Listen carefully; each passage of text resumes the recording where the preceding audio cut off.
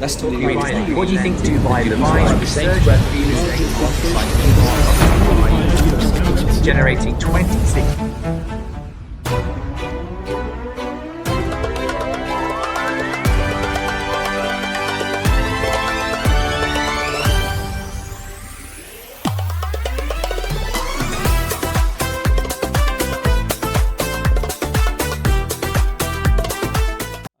अस्सलाम वालेकुम दोस्तों, मैं हूं मोहम्मद वकास। आज की जो वीडियो है वो आम YouTube वीडियो नहीं है। ये वीडियो उन लोगों के लिए है जो UAE, दुबई, अबू धाबी में इन्वेस्टमेंट करना चाहते हैं, बिजनेस सेटअप करना चाहते हैं या फिर अपने फ्यूचर के लिए संजीदगी से सोच रहे हैं। आज हम जज्बात की नहीं, डाटा की बात करेंगे, खबरों की नहीं, इकोनॉमिक्स की बात करेंगे, अफवाहों की नहीं, इन्वेस्टमेंट की नफ्सियात की बात करेंगे। जब भी दुनिया में जंग लगती है, माशी बहरान पैदा होता है या सियासी कशीदगी पैदा होती है तो सबसे पहले जो इन्वेस्टर होता है वो खौफजदा हो जाता है। लेकिन दोस्तों, यहाँ पे एक सवाल पैदा होता है कि हर क्राइसिस के बाद दुबई पहले से भी ज़्यादा स्ट्रॉन्ग होकर वापस आता है, तो इसकी वजह क्या है? क्या दुबई वाकई खुशकिस्मत है या इसके पीछे कोई ख़ास माशी मॉडल मौजूद है जो दुनिया के दूसरे शहरों में नहीं है? आज मैं आपको 10 इम्पोर्टेंट पॉइंट बताता हूँ जो मेरी नज़र में दुबई को आने वाले 5 से 10 सालों में दुनिया के बेहतरीन इन्वेस्टमेंट मरकज़ में शुमार कर देगा। अच्छा, मैं आपको ये चीज़ बताना चाहता हूँ कि जब भी दुनिया में कहीं भी क्राइसिस आते हैं तो सबसे पहले जो इन्वेस्टर होता है वो पैनिक क्यों होता है? दोस्तों, इन्वेस्टमेंट की दुनिया में एक असूल है कि जब भी क्राइसिस आते हैं तो इन्वेस्टर खौफज़दा हो जाता है।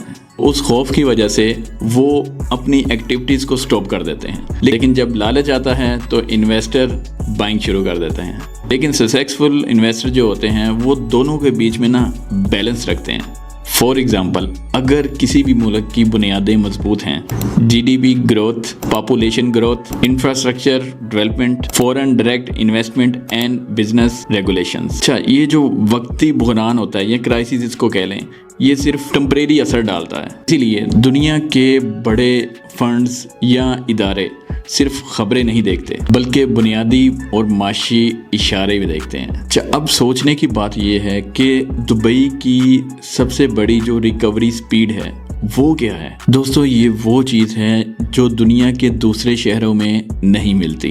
2008 के क्राइसिस और उसके बाद Covid, global supply chain issues और ऑयल प्राइस फ्लक्चुएशन, हर साल दुबई ने खुद को सालों में नहीं किया बल्कि बड़े ही मुख्तसर टाइम पे अपने आप को रिकवर कर लिया। ऐसा है क्यों? क्योंकि दुबई की जो माशियत है वो सिर्फ एक सेक्टर पे डिपेंड नहीं करती। इसके पिलर्स हैं real estate, tourism, trade, logistics, financial services, technology, aviation and free zones. तो इसका मतलब है कि जब एक सेक्टर कमज़ोर होता है तो दूसरा सेक्टर उसको सपोर्ट करता है। अच्छा, अब बात करते हैं कि दुनिया की इन्वेस्टमेंट दुबई में ही क्यों आ रही है? क्योंकि इन्वेस्टमेंट हमेशा 3 चीज़ें तलाश करती है: सेफ्टी, स्टेबिलिटी और स्केलेबिलिटी। सेफ्टी का मतलब है जो इन्वेस्टर हैं वो अपने जो बिजनेस है या इन्वेस्टमेंट है उसको सिक्योर करना चाहते हैं। स्टेबिलिटी जो है, यहाँ के लॉज हैं वो स्मूथ रहें। इसी तरह जो स्केलेबिलिटी है उसका मतलब है कि जो बिजनेस है, अपॉर्चुनिटीज़ हैं वो उसकी अवेलेबिलिटी रहनी चाहिए। इसी तरह दुनिया भर के जो इन्वेस्टर हैं वो UAE को एक रीजनल हेडक्वार्टर बना रहे हैं।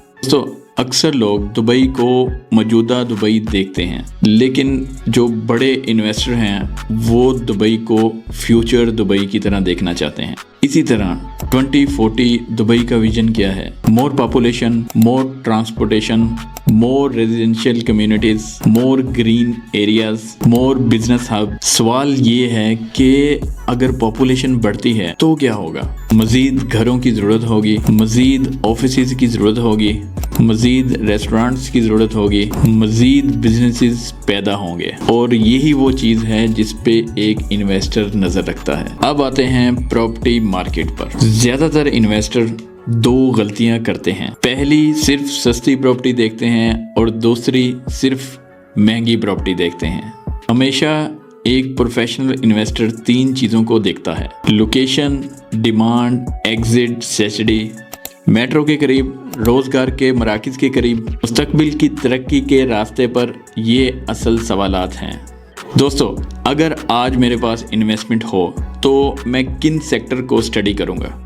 Real estate services, property management, short term rental services, AI based services, logistics, e commerce, health care, sport businesses, food and beverage, car trading and business consultancy. ये तमाम sector UAE की बढ़ती हुई populations और business activities से फायदा उठाते हैं। दोस्तों, हर सक्सेसफुल सिटी की बुनियाद क्या होती है? Population growth. जैसे कि अगर लोग आ रहे हैं तो उसके लिए सबसे पहले घर चाहिए, ऑफिस वगैरह चाहिए, स्कूल चाहिए, हॉस्पिटल चाहिए, ट्रांसपोर्टेशन चाहिए और बिजनेस चाहिए।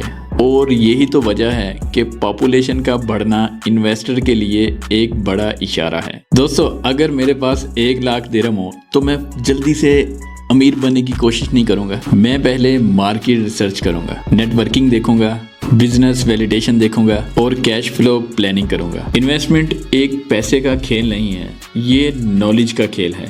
दोस्तों, ये कोई माली मशवरा नहीं है, ये मेरी पर्सनल राय है। दोस्तों, मेरा मानना है कि अगले आने वाले चंद सालों में दुनिया के बड़े बड़े इन्वेस्टर दुबई पर फोकस करेंगे। मजीद बिजनेसेस बढ़ेंगे, मजीद रेजिडेंशियल कम्युनिटीज आएंगी और मजीद इंटरनेशनल कंपनीज आएंगी और यही वो चीज़ है जो माशियत को और मजबूत बनाएगी। तो दोस्तों, हर क्राइसिस के बाद 2 किस्म के लोग होते हैं। एक वो जो खौफ की वजह से अपॉर्चुनिटीज खो देते हैं, दूसरे वो जो रिसर्च करते हैं, समझते हैं और फिर फैसला लेते हैं। दोस्तों, दुबई की हिस्ट्री हमें ये समझाती है कि ये शहर चैलेंजेस से घबराता नहीं है, बल्कि ये इससे सीखता है और प्लान बनाता है, इसके बाद अगले मरहले में चला जाता है। तो अगर आप यूएई में कोई बिजनेस या इन्वेस्टमेंट के बारे में सिंसियर हैं तो इमोशंस की बुनियाद पे नहीं बल्कि रिसर्च की बुनियाद पर